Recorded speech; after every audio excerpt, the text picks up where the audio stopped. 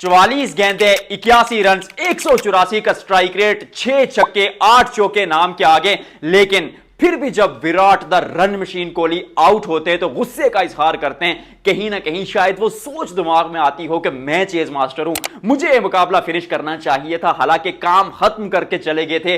RCB के लिए ऐसा नहीं है कि कोई मुश्किलात में थी टीम। एक साइड पर वो रन चेज लगाकर अपनी गाड़ी को तकरीबन उस नैया को पार लगाकर जा रहे थे, लेकिन फिर भी वो फ्रस्ट्रेशन थी, वो गुस्सा था, वो खुद से नाराजगी थी। ये वो भूख जो विराट कोहली की मिटती नहीं है, इसी चीज ने उनको विराट द किंग कोहली बनाया। आरसीबी की डोमिनेशन की बात करेंगे, क्योंकि चाहे रजत पाटीदार हूं, डेविड पाडिक्कल हूं, देवदत्त पाडिक्कल क्या खिलाड़ी है, डिटेल से इन पर भी बात करेंगे। फिर उसके अलावा मिडिल ऑर्डर में देखा जाए तो फिर Tim David, Romario Shepherd, Jitesh Sharma, कितने बड़े बड़े नाम मौजूद थे। लेकिन फिर भी Virat the run machine Kohli उनको आउट प्ले करते हैं, स्पॉटलाइट में सबसे ऊपर आते हैं। और फिर वो भी कहते हैं कि नहीं यार, खिलाड़ी बड़े बड़े हैं, अच्छा वो अपना काम कर रहे हैं, बट मैं विराट कोहली हूं। मैंने इस टीम में जब कोई नहीं था तो अपने कंधों पर कितने साल बोझ उठाया था इसकी बल्लेबाजी का। लेकिन आज भी कहानी बदली नहीं है। ट्रॉफी जीते थे, 18 साल का इंतजार खत्म किया था इस टीम ने, और अब इस साल जो डोमिनेंस दिखाई है आईपीएल 2026 में, रॉयल चैलेंजर्स बेंगलुरु, जिनको मैं आप कहता हूं रॉयल चैंपियंस बेंगलुरु, क्योंकि पहले 16 साल कोई ट्रॉफी आती नहीं है और आखिरी के 3 सालों में 3-3 ट्रॉफियां आ जाती हैं। वुमेन्स टीम 2 दफा ट्रॉफियां जीत जाती है, मेंस टीम ट्रॉफी जीत जाती है, और इस साल भी उसी दावेदारी के साथ आए। नहीं थे फिल साल्ट, इंजर्ड हो गए। विशल वेट के उनके बारे में अगली क्या खबर आती है, यही खबर है कि आइंदा आने वाले मैचेस में वो अवेलेबल होंगे, लेकिन दैट्स नॉट कंफर्म्ड। और फिल साल्ट की अगर बात की जाए तो वो थे नहीं, तो जेकब बैथल को लाया।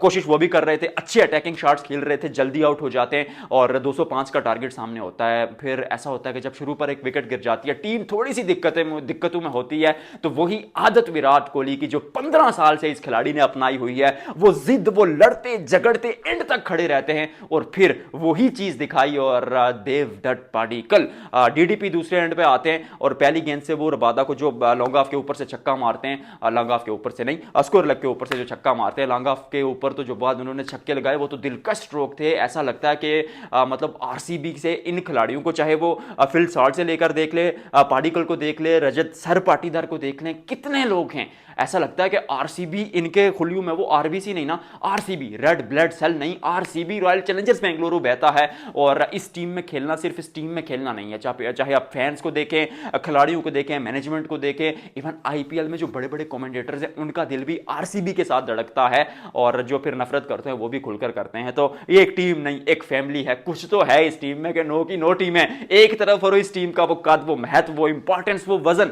एक तरफ है।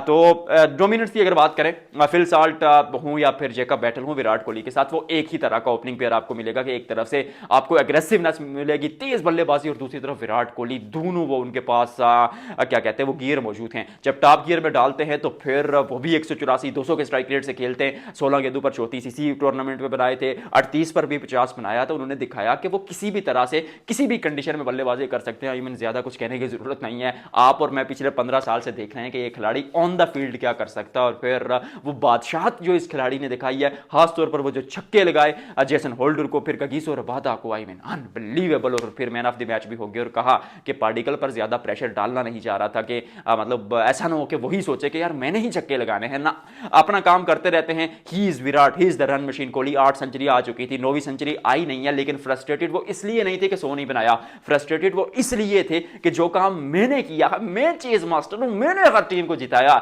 इस बार उससे थोड़ा पीछे रह गए। हालांकि पीछे कहां रह गए, काम तो करके गए थे विराट कोहली, मुश्किल हुई नहीं उसके बाद, आरसीबी को होनी भी नहीं थी, इतनी बड़ी बैटिंग लाइनअप है, लेकिन फिर भी जिद दिखाते हैं। उसके अलावा अगर बीच में पाटीदार की बात करें तो अनबिलीवेबल सर, मैं तो इनको सर रजत पाटीदार कहने लगा हूं, क्योंकि 30 के ऊपर की एज हो चुकी है और अब तक टीम इंडिया के लिए नहीं खेले। क्यों नहीं खेले मुझे नहीं मालूम, लेकिन जिस तरह की बल्लेबाजी है, नो मर्सी, पहली गेंद से आते हैं, सामने वाले खिलाड़ी पर अटैक करते हैं, और अटैक भी इस तरह से करते हैं कि ऐसा लगता ही नहीं कि बंदा वो थोड़ा वक्त लेगा या अपने लिए खेलेगा या खराब गेंद मिलेगी तो उसी का इंतजार करेगा, अच्छी गेंदों पर बनाकर उनको छक्का मारना, ये क्वालिटी रजत पाटीदार की। और नंबर पर 4 पर आते हैं, अपनी टीम के लिए, अपनी एफर्ट झोंक देते हैं, क्योंकि नंबर 4 पर वो फेज होता है जहां पर शायद आप उतनी बाउंड्रीज ना लगाए, सिंगल डबल्स पर थोड़ा इनसार करें शुरू पर, लेकिन ये बंदा सिर्फ टीम के लिए अटैक करता है कि आरसीबी का स्कोर ज्यादा से ज्यादा बनाया जाए। फिर जितेश शर्मा बैटिंग अंका में वो भी हाथ धो लेते हैं। टीम डेविड, रोमेरियो, शेफर्ड कमाल के फिनिशर्स मौजूद हैं जो 200-220 के स्ट्राइक रेट से खेलते हैं और आखिरी के 5 ओवर्स में 97 रन जोड़े थे।